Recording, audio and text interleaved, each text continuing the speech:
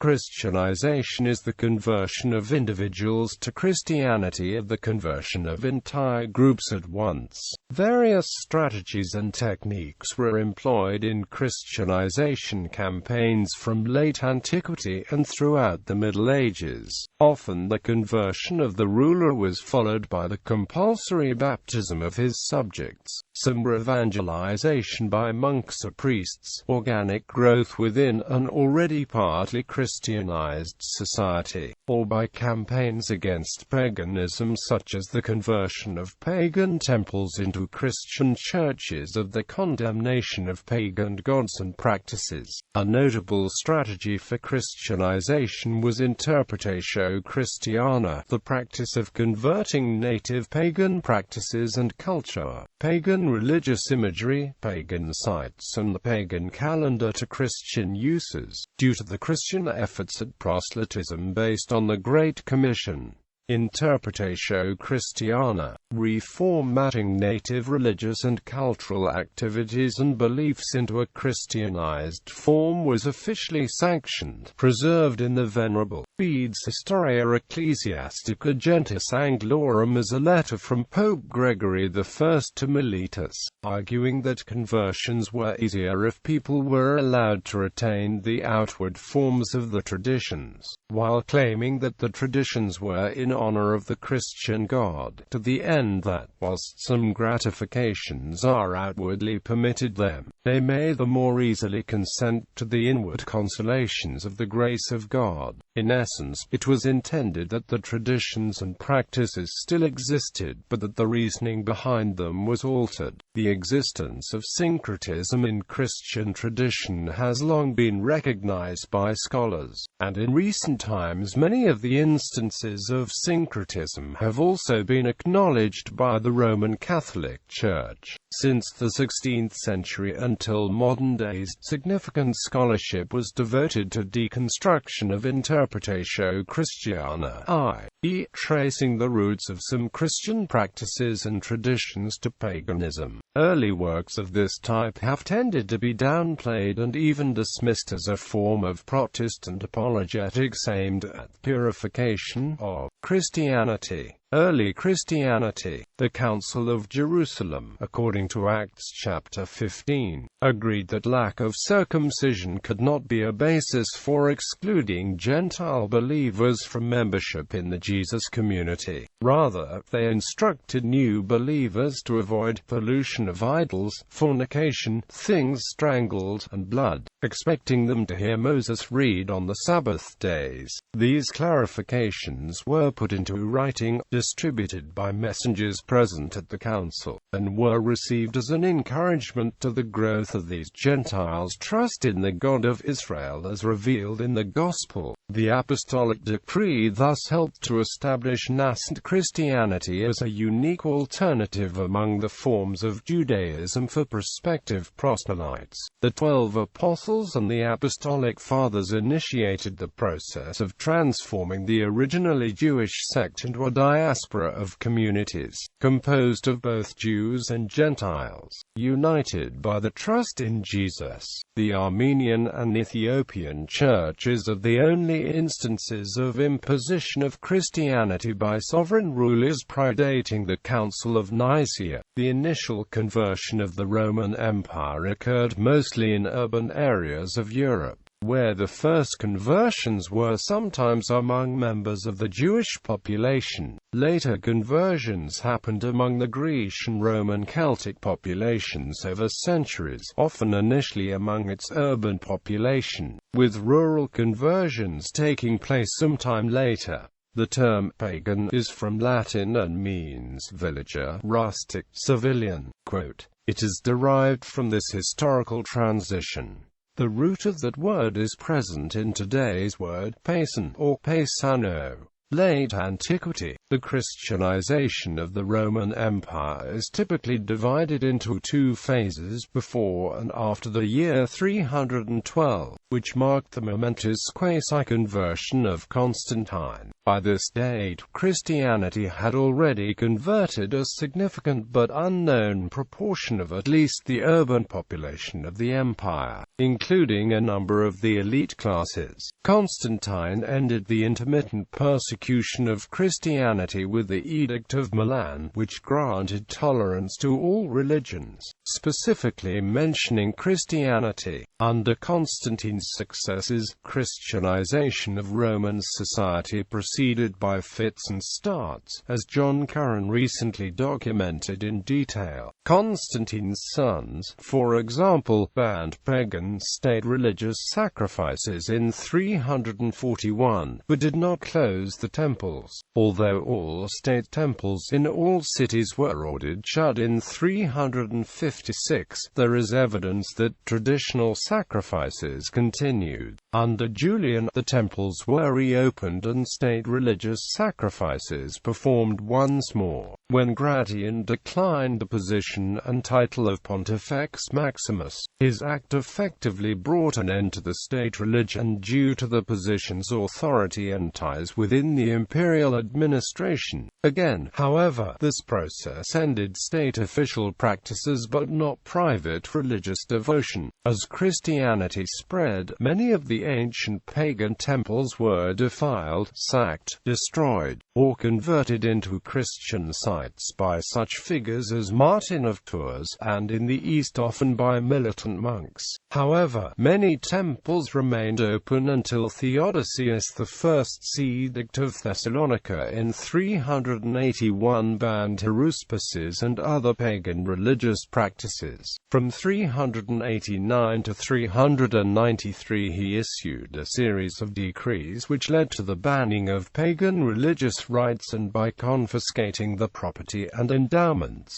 Further laws were passed against remaining pagan practices over the course of the following years. The effectiveness of these laws empire-wide is debatable. Christianization of Central Balkans is documented at the end of the 4th century, where Nicetas the bishop of Remeshana brought the gospel to those mountain wolves, the Bessi. Reportedly his mission was successful, and the worship of Dionysus and other Thracian gods was eventually replaced by Christianity. A turning point came after the Battle of the Frigidus of 395, ending the last serious attempt at a pagan revival in the now Christianized Roman Empire. After the defeat of Eugenius, the conservative pagan families of Rome gave up the resistance to Christianity and began to reinvent themselves to maintain the social leadership. By this time the Christian hierarchy had adopted classical education and culture as the marks of the civilized person, thus bringing the two social groups into alliance. Under the regency of Stilicho, some paganism was still tolerated, but later in the 5th century, legislation against pagan possessions and other pagan practices became increasingly strict. There appear to have been later attempts at a pagan revival in 456 in circles surrounding the general Marcellinus and under Anthemius, but these came to nothing. Marcian in 451 put the death penalty on the practice on pagan rites, and Leo I in 472 reinforced this by penalizing anyone who was aware that pagan rites were performed on his property. The early Christianization of the various Germanic peoples was achieved by various means, and was partly facilitated by the prestige of the Christian Roman Empire amongst European pagans. The early rise of Germanic Christianity was, thus, mainly due to voluntary conversion on a small scale. In the 4th century some Eastern Germanic tribes, notably the Goths, an East Germanic tribe, adopted Arianism. From the 6th century, Germanic tribes were converted by Catholic missionaries, firstly among the Franks. After Clovis I's conversion to Catholicism in 496, Christianity at this time then constituted of a mix of Arian Christianity, Catholic Christianity, and Christianized Germanic paganism. The Lombards adopted Catholicism as they entered Italy also during the 6th century. Conversion of the West and East Germanic tribes sometimes took place top to bottom, in the sense that missionaries sometimes aimed at converting Germanic nobility first, after which time the societies would begin a gradual process of Christianization that would generally take a matter of centuries, with some traces of earlier beliefs remaining. The Franks were converted in the 5th century, after Clovis I's conversion to Catholic Christianity. In 498 he let himself be baptized in Reims. With this act, the Frankish kingdom became Christian, although it would take until the 7th century for the population to abandon some of the pagan customs. This was typical of the Christianization of Europe. Christian and pagan practices would effectively exist in parallel. Christianization of Europe. British Isles. The native Britons were already partly Christianized by the time of the Anglo-Saxon settlement of Britain. It is not clear how thorough this process had been.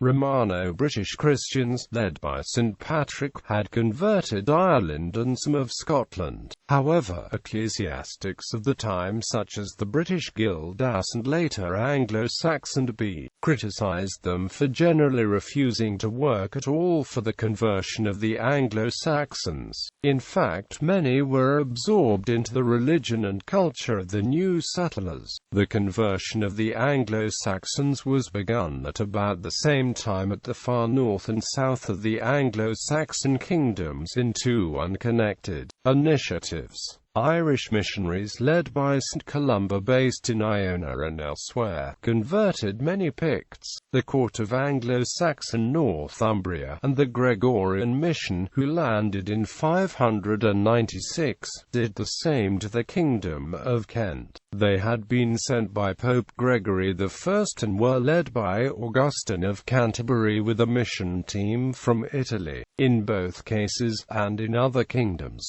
the conversion was generally top-down, with the royal family and nobility adopting the new religion first. The Viking invasions of Britain destroyed many monasteries and new Viking settlers restored paganism, though of a different variety to the Saxon or classical religions, to areas such as Northumbria and Dublin for a time before their own conversion. Frankish Empire. The Germanic peoples underwent gradual Christianization in the course of the early Middle Ages, resulting in a unique form of Christianity known as Germanic Christianity that was frequently some blend of Arian Christianity and Germanic paganism. The eastern and western tribes were the first to convert through various means. However, it would not be until the 12th century that the North Germanic tribes had Christianized. In the polytheistic Germanic tradition, it was possible to worship Jesus next to the native gods like Woden and Thor. Before a battle, a pagan military leader might pray to Jesus for victory instead of Odin, if he expected more help from the Christian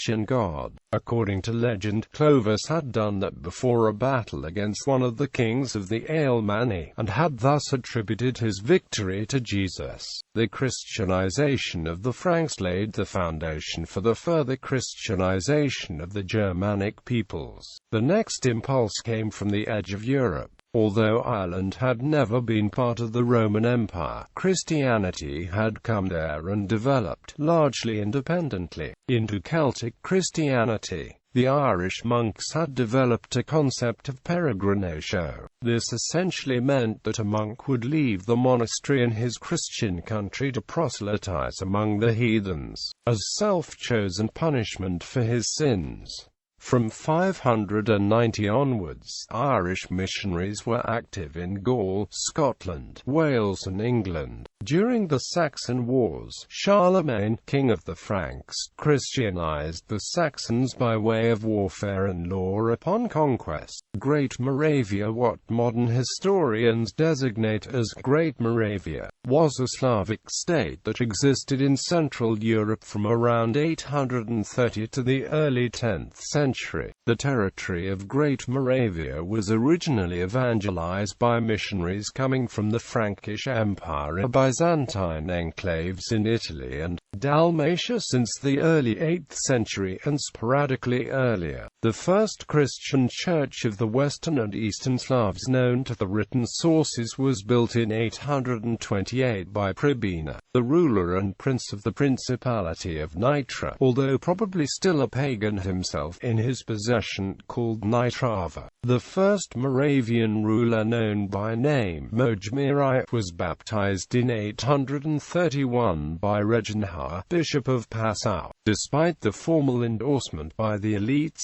the Great Moravian Christianity was described as containing many pagan elements as late as in 852. The church organization in Great Moravia was supervised by the Bavarian clergy until the arrival of the Byzantine missionaries Saints Cyril and Methodius in 863. Upon Prince Rastislav's request, Cyril developed the first Slavic alphabet and translated the Gospel into the Old Church Slavonic language. Foundation of the first Slavic bishopric, archbishopric, and monastery was the politically relevant outcome of the Byzantine mission. In 880, Pope John VIII issued the bull Industriae Tuae, by which he set up an independent ecclesiastical province in Great Moravia with Archbishop Methodius as its head. He also named the German cleric witching the Bishop of Nitra, and Old Church Slavonic was recognized as the fourth liturgical language, along with Latin, Greek and Hebrew. Bulgaria, after its establishment under Khan Asparukh in 681, Bulgaria retained the traditional Bulgar religion Tengriism and the pagan beliefs of the local Slavic population. In the mid-9th century, Boris I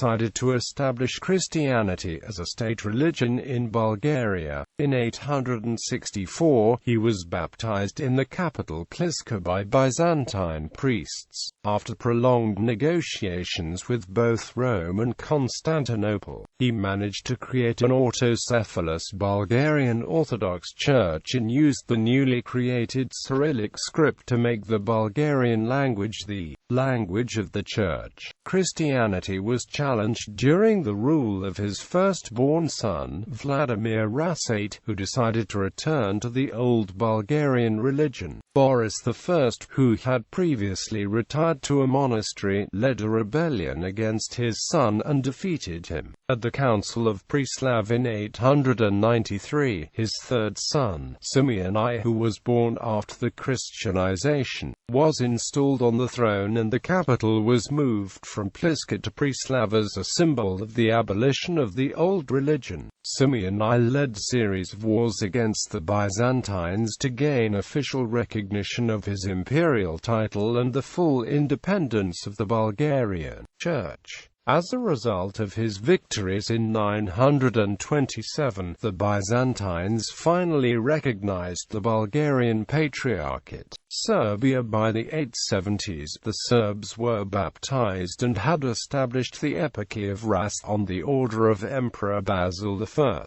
Poland. The baptism of Poland in 966 refers to the baptism of Mieszko I, the first ruler of a united Polish state. His baptism was followed by the building of churches and the establishment of an ecclesiastical hierarchy. Mieszko saw baptism as a way of strengthening his hold on power, with the active support he could expect from the bishops, as well as a unifying force for the Polish people. Mieszko's action proved highly successful because by the 13th century, Roman Catholicism had become the dominant religion in Poland. Hungary in the Middle Ages. The Kingdom of Hungary was Christianized initially by Greek monks sent from Constantinople to convert the pagan Hungarians. In 950, the tribal chief Gayula II of Transylvania visited Constantinople and was baptized. Gayula also had his officers and family baptized under the Orthodox confession. The conversion of the Hungarian people was not completed until the reign of Gayula's grandson, King Stephen I of Hungary. Stephen was the son of Grand Prince George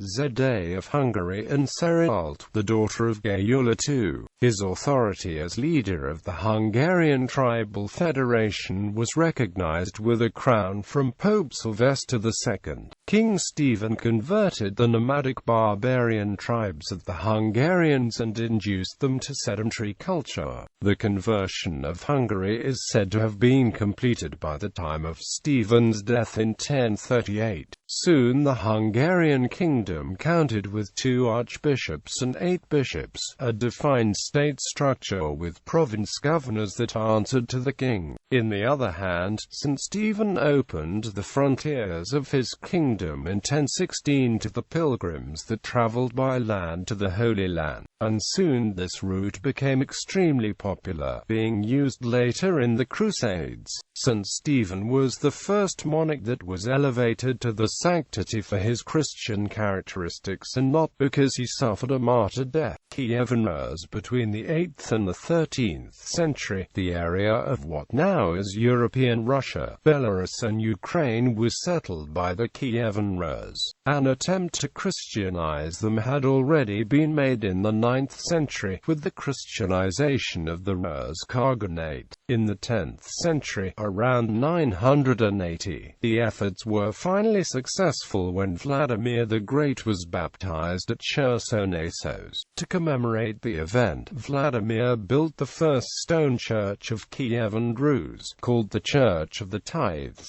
where his body and the body of his new wife were to repose.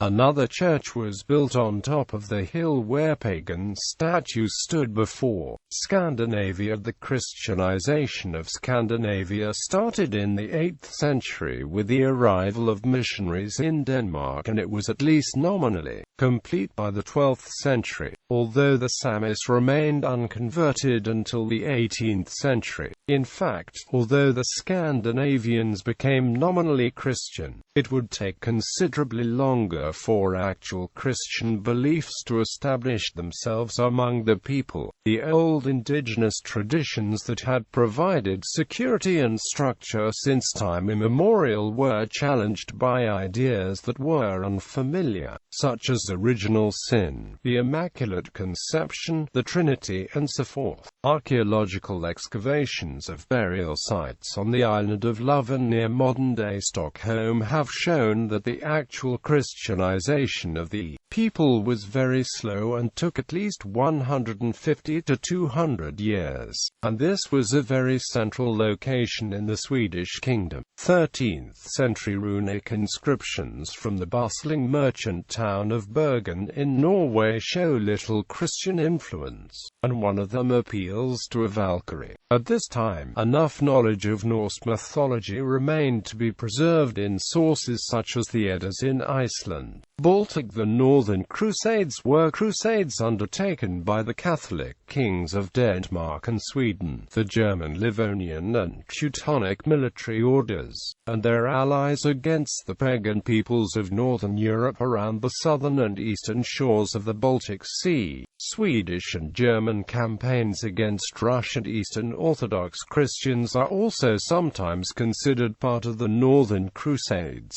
Some of these wars were called Crusades during the Middle Ages, but others, including most of the Swedish ones, were first dubbed Crusades by 19th-century Romantic nationalist historians. Lithuania and Samogitia were ultimately Christianized from 1386 until 1417 by the initiative of the Grand Duke of Lithuania Jogaila and his cousin, Vytautas. Reconquista between 711 to 718, the Iberian Peninsula had been conquered by Muslims in the Umayyad conquest of Hispania. Between 722 and 1492, the Christian kingdoms that later would become Spain and Portugal reconquered it from the Moorish states of Al-Andalus. The notorious Spanish Inquisition and Portuguese Inquisition were not installed until 1478 and 1536, when the Reconquista was already completed. Colonial era. Colonies in the Americas, Africa, Asia and Pacific. The expansion of the Catholic Portuguese Empire and Spanish Empire, with a significant role played by Catholic missionaries, led to the Christianization of the indigenous populations of the Americas, such as the Aztecs and Incas, with the resulting destruction of native cultures that flourished for thousands of years. The colonial project involved the subjugation, genocide and looting of the colonies, Christianization being one essential element in that practice.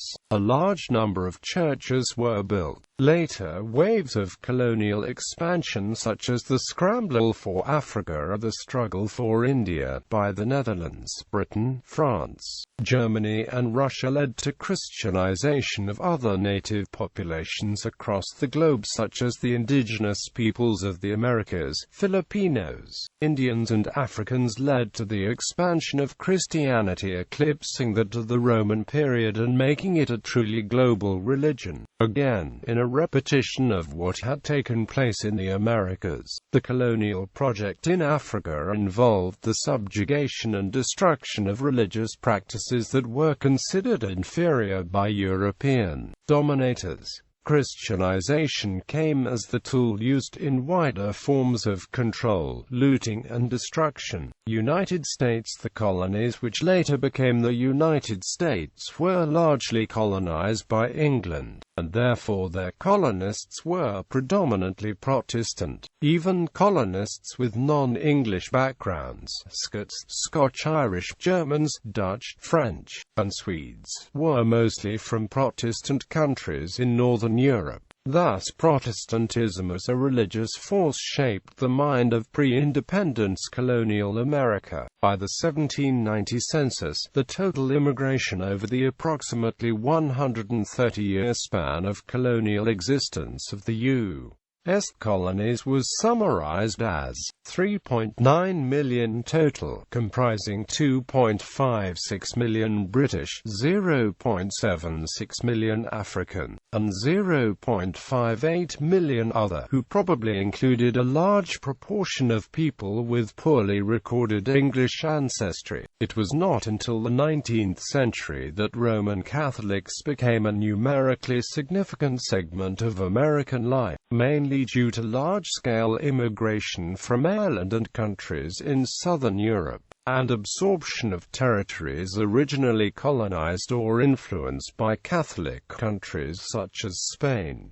20th century America. In 1908, Pope Pius X declared that the United States was no longer a missionary territory for Roman Catholicism. By this time, the Roman Catholic Church was well established enough to stake a place for itself in the American religious landscape. It was about 15 million strong by the open of the century. Thus, the Church adopted a mission to Christianize other cultures. On November 16, 1908, a missionary conference was held in Chicago to mark the transition from becoming a church that received missionary help to a church that sends it. Attendees included Boston's Archbishop William H. O'Connell and Chicago's Archbishop James Edward Quigley, who called attention to the new era into which the Church in America now entered. Sacred sites. Many Christian churches were built upon sites already consecrated as pagan temples. Mithria, the Church of Santa Maria sopra Minerva in Rome being simply the most obvious example, though a period of about 350 years of abandonment intervened between temple and church in this case. Sulpicius Severus, in his Vita of Martin of Tours, a dedicated designated destroyer of temples and sacred trees, remarks, wherever he destroyed heathen temples, that he used immediately to build either churches or monasteries, and when Benedict took possession of the site at Monte Cassino, he began by smashing the sculpture of Apollo and the altar that crowned the height. The British Isles and other areas of northern Europe that were formerly Druidic are still densely punctuated by holy wells and holy springs that are now attributed to some saint, often a highly local saint unknown elsewhere. In earlier times many of these were seen as guarded by supernatural forces such as the Melusina, and many such pre-Christian holy wells appear to survive as baptistries.